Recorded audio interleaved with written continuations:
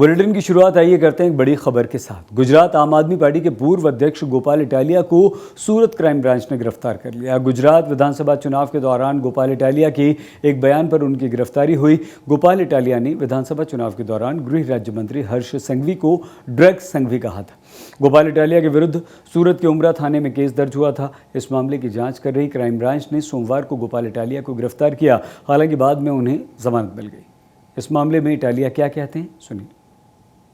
दरअसल बात यह है कि आम आदमी पार्टी ने और हम जैसे छोटे लोगों ने मिलकर गुजरात जैसे भाजपा के गढ़ माने जाने वाले स्टेट में पिछले चुनाव में जो शक्ति दिखाई, जो हिम्मत दिखाई इनके सामने चुनाव लड़ने की और लड़के 40 लाख वोट पाने की, 5 विधायक बनाने की, उस हिम्मत से ये लोग डरे हुए हैं।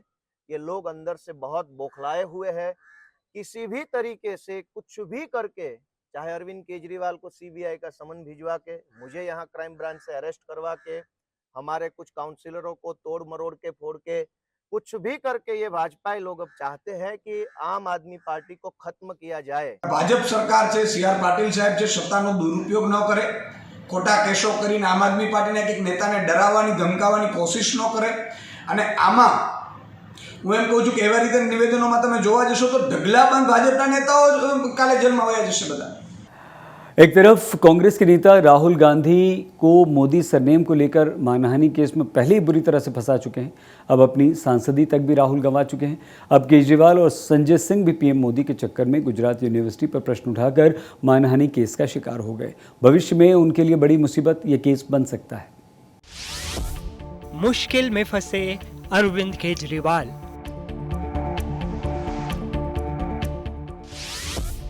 सीबीआई के बाद अब मानहानि केस के हुए शिकार।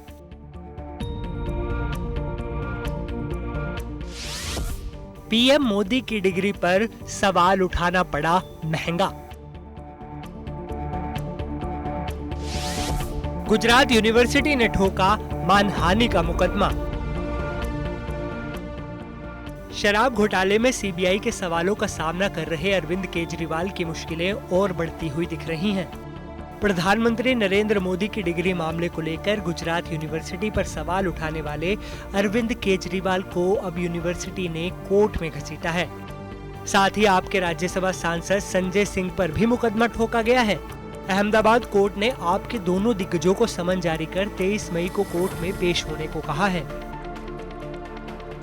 दरअसल गुजरात हाई कोर्ट ने पीएम मोदी की एमए की डिग्री को लेकर 31 मार्च को फैसला सुनाया था। इसमें हाईकोर्ट ने दिल्ली के सीएम अरविंद केजरीवाल के ऊपर 25,000 रुपए का जुर्माना लगाया था। गुजरात हाईकोर्ट ने माना था कि केजरीवाल ने बेवजह न्यायालय का वक्त बर्बाद किया। इसके बाद अरविंद केजरीवाल और संजय सिंह ने अलग अलग प्रेस कॉन्फ्रेंस की। आपके दोनों नेताओं ने यूनिवर्सिटी को लेकर कुछ बातें कही और सवाल खड़े किए। केजरीवाल ने कहा था कि गुजरात विश्वविद्यालय पीएम मोदी की डिग्री छुपाने में लगा हुआ है। अगर डिग्री है और ये सही है तो ये क्यों नहीं दी जा सकती।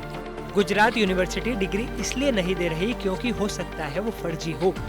वहीं संजय सिंह का कहना था कि अगर जांच हुई तो पीएम मोदी की डिग्री फर्जी निकलेगी, सांसदी भी छिन जाएगी और इसलिए बीजेपी डरी हुई है। वो कोशिश कर रहे हैं कि पीएम की फर्जी डिग्री को असली बनाया जाए। दोनों नेताओं ने इस प्रेस कॉन्फ्रेंस को ट्विटर पर भी साझा किया था, जिसे काफी लोगों ने देखा। इसी प्रेस कॉन्फ्रेंस को लेकर गुजरात यूनिवर्सिटी के कुलसचिव पीयूष पटेल की तरफ से दोनों नेताओं के खिलाफ आपराधिक मानहानि का केस किया गया। पीयूष पटेल ने कहा, गुजरात यूनिवर्सिटी की स्थापना 70 साल पहले की गई थी और लोगों के बीच इसकी प्रतिष्ठा है। केजरीवाल और संजय सिंह के आरोपों से यूनिवर्सिटी की विश्वसनीयता को नुकसान पहुंचा है। अदालत ने इस तर्क को स्वीकार किया है और माना है कि यदि सार्वजनिक पदों पर बैठे राजनीतिक नेता व्यक्तियों या संस्थानों को नुकसान पहुंचाने के लिए इस तरह के बयान देते हैं तो ये लोगों द्वारा उनमें विश्वास का उल्लंघन है। एक तरफ कांग्रेस नेता राहुल गांधी मोदी सरनेम को लेकर हुए मानहानि केस में पहले ही बुरे फंस चुके हैं और अपनी सांसदी तक गंवा चुके हैं। अब केजरीवाल और संजय सिंह भी पीएम मोदी के चक्कर में गुजरात यूनिवर्सिटी पर सवाल उठाकर मानहानि केस का शिकार हो गए हैं, जो भविष्य में उनके लिए भी बड़ी मुसीबत बन सकता है। अहमदाबाद से गोपी घांगर के साथ आज तक ब्यूरो। तंत्र मंत्र में आस्था और तांत्रिक साधना पूरी करने के लिए एक दंपत्ति ने जो किया उसने पूरे गुजरात को दहला दिया। इस दंपत्ति ने गिलोटिन जैसे उपकरण से खुद को बलि दे दी। दिल दहला देने वाली वारदात से पहले दोनों ने एक आत्महत्या नोट लिखा। हैरान करने वाली ये रिपोर्ट देखिए।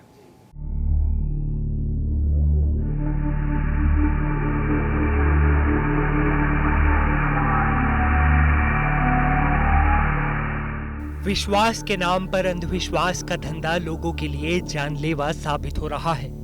राजकोट में तांत्रिक बाबा के मकड़जाल में फंसे एक दंपति पर जन्म मरण के चक्र से मुक्ति का और मोक्ष पाने का ऐसा जुनून सवार हुआ कि उन्होंने अपनी जीवन लीला ही समाप्त कर ली। વિછિયા મોઢુકા રોડ ઉપર સેન્ટ મેરી સ્કૂલ છે એની બાજુમાં આવેલી ભોજાભાઈની જે વાડી છે એમાં હેમુભાઈ ભોજાભાઈ મકવાણા અને એની પત્ની હંસાબેન મકવાણા તેઓએ બે એક હવનકુંડ છેલ્લા 1 વર્ષથી બનાવી રાખેલો, જે અનુસંધાને શિવની સ્થાપના કરીને પૂજા કરતા હોય। એક લોખંડની પ્લેટ રાખેલી હોય, દોરી બાંધેલી હોય, જે અગમ્ય કારણોસર એને કોઈ પણ વિધિ કરવા સારું તેઓએ પ્લેટ કરી અને હવનકુંડમાં જે બેયના માથા પડેલા જેનું અનુસંધાને તાત્કાલિક FSLને બોલાવેલું। આ ગુનાના કામે જે ડેડ બોડી છે તેની તાત્કાલિક પરીક્ષણ કરવામાં આવેલું, તેમજ તેના PSI છે જે જાડેજા એ PSI તાત્કાલિક તપાસ સંભાળી લીધેલી આવેલી। राजकोट पुलिस के मुताबिक विंछिया तालुका के रहने वाले हेमूभाई भोजाभाई मकवाना अपनी पत्नी हंसाबहन के साथ पिछले 2 महीने से एक खेत में रह रहे थे, जहां उन्होंने अपनी तांत्रिक साधना पूरी करने के लिए जमीन खोदकर 2 फीट का हवन कुंड बनाया। फिर देसी गिलोटिन यानी सिर काटने वाली मशीन तैयार की। तांत्रिक बाबा के कहे मुताबिक ऐसी तैयारी की गई कि दोनों का सिर कटकर सीधे हवन कुंड में ही गिरे, क्योंकि मोक्ष के लिए फर्जी तांत्रिक ने इसे जरूरी बताया था। तैयारी पूरी होने पर दोनों पति पत्नी हवन कुंड के बगल में लेट गए और बाद में गिलोटिन की रस्सी काट दी। गिलोटिन के ब्लेड से कटकर पत्नी हंसाबहन का सिर तो हवन कुंड में जा गिरा, लेकिन हेमू भाई का सिर हवन कुंड से दूर गिरा।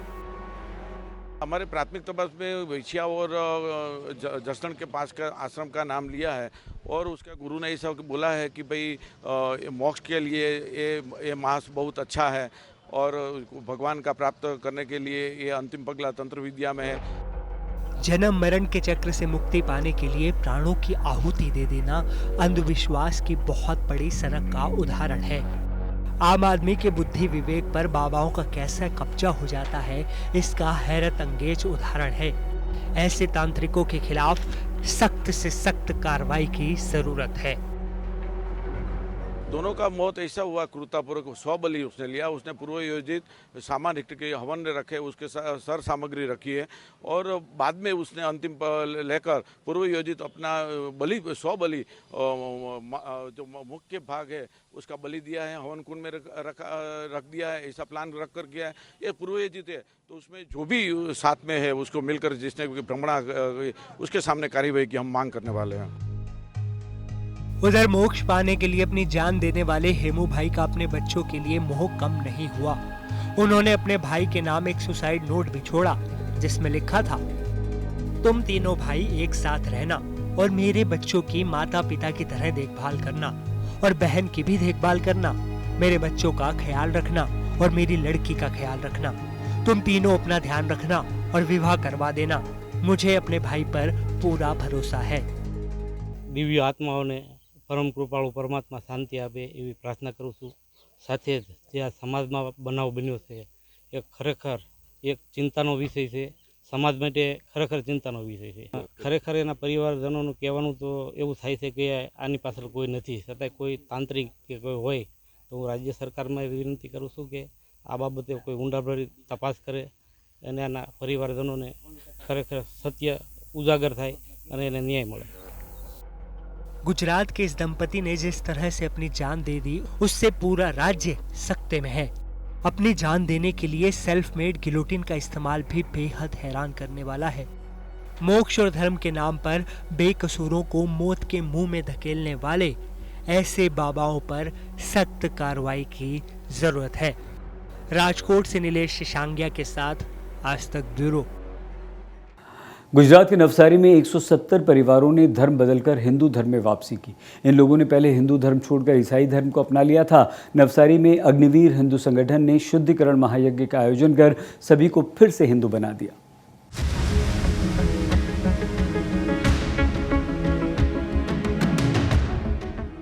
गुजरात में धर्मांतरण के मामले सामने आते ही रहते हैं। गरीब और अशिक्षित लोगों की मजबूरी का फायदा उठाकर उनको तरह तरह के लालच देकर भी धर्म परिवर्तन की घटनाएं होती हैं।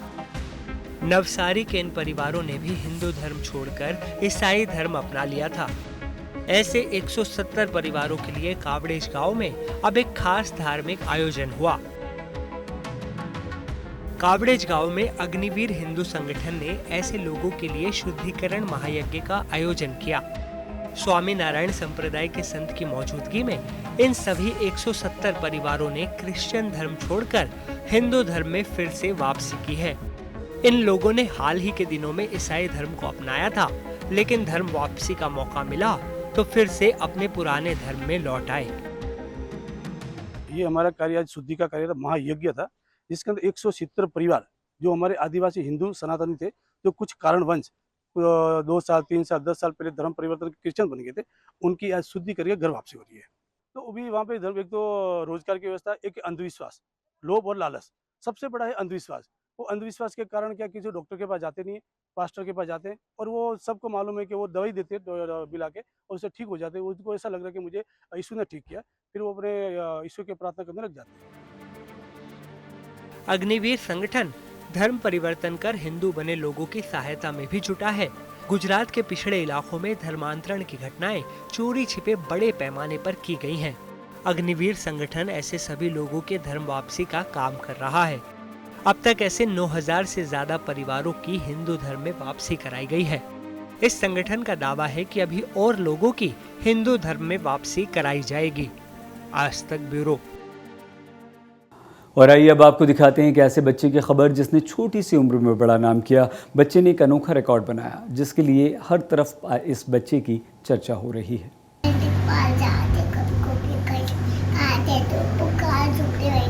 अपने पिता की गोद में बैठा ये नन्हा सा बच्चा हनुमान चालीसा की चौपाइयाँ दोहरा नहीं रहा, बल्कि खुद ही गा रहा है। इस बच्चे का नाम है शिवांश।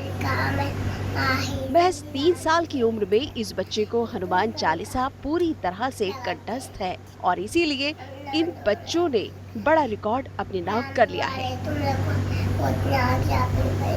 बिना किसी गलती के एक ही सांस में पूरी हनुमान चालीसा गाकर शिवांश ने इंटरनेशनल बुक ऑफ रिकॉर्ड्स में अपना नाम दर्ज करा लिया है।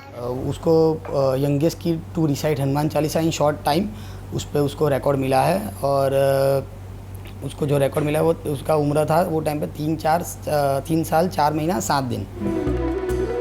दरअसल शिवांश के परिवार में धार्मिक भजन आरती का पारंपरिक माहौल है। शिवांश की मां का कहना है कि इसे अलग से हनुमान चालीसा सिखाने की जरूरत नहीं पड़ी, बल्कि इसने घर के लोगों से सुनकर ही खुद इसे याद कर लिया। मुझे तो बहुत खुशी हो रही है कि इतना छोटी उम्र में उसने ये सब किया है, अपने आप किया है। उसको ऐसे लेके बैठना नहीं पड़ा कि भाई नहीं तू ये गा, उसको रट्टा नहीं लगाया है, वो अपने आप सीखा है, ऐसे सुन सुन के और हमारे साथ गा गा के उसने ऐसे ही सीखा है। हमेशा हंसते मुस्कुराते रहने वाले खुश मिजाज शिवांश को केवल हनुमान चालीसा ही नहीं बल्कि दूसरे भजन भी अच्छी तरह से याद है। खेलने कूदने की उम्र में इस बच्चे ने अपनी स्मरण शक्ति की बदौलत वो शानदार मकाम हासिल कर लिया है और दूसरे बच्चों के लिए प्रेरणा स्रोत बन गया है। Bureau report.